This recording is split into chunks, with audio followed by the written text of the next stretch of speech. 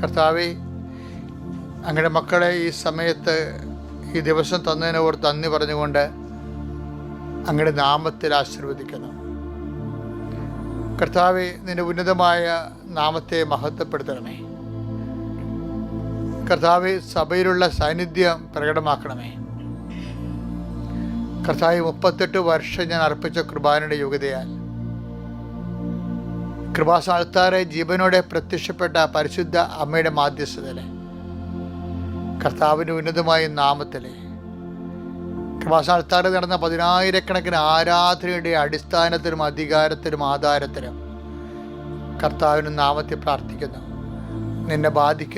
ഇന്ന് ബാധിക്കുന്ന എല്ലാ ആശങ്കകളും, നിന്നെ ഇന്ന് ബാധിക്കുന്ന എല്ലാ രോഗപീഠകളും, നിന്നെ ഇന്ന് ബാധിക്കുന്ന മറ്റു വിഷയങ്ങളെക്കുറിച്ചുള്ള എല്ലാ ആദിഭീതികളും, ഹൃദയഭാരങ്ങളും യേശുക്രിസ്തു നാമത്തിൽ ഈ പ്രഭാതത്തിൽ വിട്ടുമാറട്ടെ. എൻ്റെ കർത്താവിൻ്റെ ഉന്നതമായ നാമത്തിൽ കർത്താവെ, ദൈവസ്നേഹം കൊണ്ട് ഞങ്ങളുടെ മക്കളെ ഹൃദയത്തിൽ നിറയ്ക്കണമേ. പ്രാർത്ഥിക്കാൻ ആരും പറയാതെ പ്രചോദിപ്പിക്കാതെ സമ്മർദ്ദം ചെലുത്താതെ കർത്താവെ, സ്വതസിദ്ധമായിട്ട് അനിയന്ത്രിതമായിട്ട് കർത്താവെ പ്രാർത്ഥിക്കുവാൻ അങ്ങയുടെ മക്കളെ അനുഗ്രഹിക്കണേ.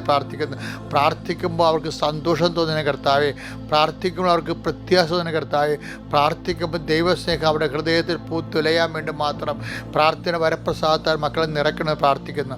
ഇന്ന് നിനക്ക് ദൈവത്തിൻ്റെ ഭാഗത്തുനിന്ന് പോലും ഒരു സന്ധിപ്പ് കിട്ടണില്ലെന്ന് വിചാരിച്ചുകൊണ്ട് ദൈവവേദരെ നീ മനസ്സിടരുത്.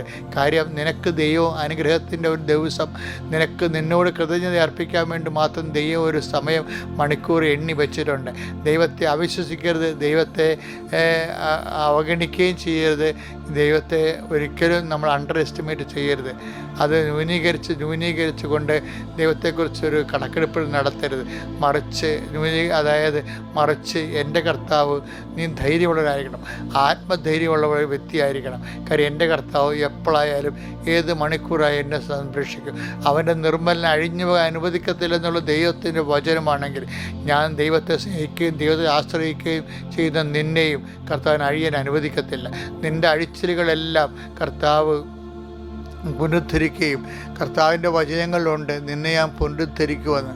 അത് ജെറമിയായിലും പ്രവാചകന്മാരുടെ പ്രഖ്യാപിതമായ വാഗ്ദാനങ്ങളുള്ളതാണ്. നിൻ്റെ ഐശ്വര്യത്തെ ഞാൻ പുനഃസ്ഥാപിക്കുന്നു. ഹഗ്ഗായിലും പറഞ്ഞിട്ടുണ്ട് നിൻ്റെ ഐശ്വര്യത്തെ ഞാൻ പുനഃസ്ഥാപിക്കുമെന്ന്. അതുകൊണ്ട് നിനക്ക് ദൈവം ഒരു ദിവസം കുറിച്ചിട്ടുണ്ട്. ആ ദിവസം നിന്നെ പുനരുദ്ധരിക്കും. അതുവരെ പ്രാർത്ഥനയിൽ വിശ്വാസത്തിൽ പ്രത്യാശത്തിൽ കാത്തിരിക്കാൻ വേണ്ടി പരിശുദ്ധമ്മ കൃപാസ്ഥാനത്താറെ ജീവനോടെ പ്രത്യക്ഷപ്പെട്ട പരിശുദ്ധമ്മ ദുരന്തമുണ്ടാകാൻ പോകുന്നു.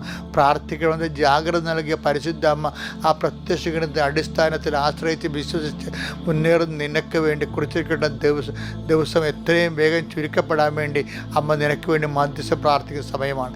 എൻ്റെ കർത്താവിനുതമായ നാമത്തിൽ ഭാരങ്ങൾ മാറിപ്പോട്ടെ. എൻ്റെ കർത്താവിനുതമായ നാമത്തിൽ ക്ലേശങ്ങൾ നീങ്ങിപ്പോട്ടെ. എൻ്റെ കർത്താവിനുതമായ നാമത്തിൽ ഇന്നത്തെ നിൻ്റെ യാത്രയിൽ നിൻ്റെ കൂടെ പരിശുദ്ധ അമ്മയുടെ മധ്യസ്ഥത്തിൽ എല്ലാ വിശുദ്ധന്മാരും അകമ്പടി സേവിക്കുകയും നിന്നെ കർത്താവ് സഹായിക്കുകയും ചെയ്യട്ടെ. എൻ്റെ കർത്താവെ, തിരികെ ഇന്ന് രാത്രി തിരിച്ചും കൂടണയുമ്പോൾ നിൻ്റെ സാന്നിധ്യത്തിൽ ആഹ്ലാദിക്കാൻ അങ്ങയുടെ മക്കളെ പിതാവിൻ്റെയും പുത്രൻ്റെയും പരിശുദ്ധാത്മാവിൻ്റെ നാമത്തിൽ ഞാൻ ആശീർവദിക്കുന്നു.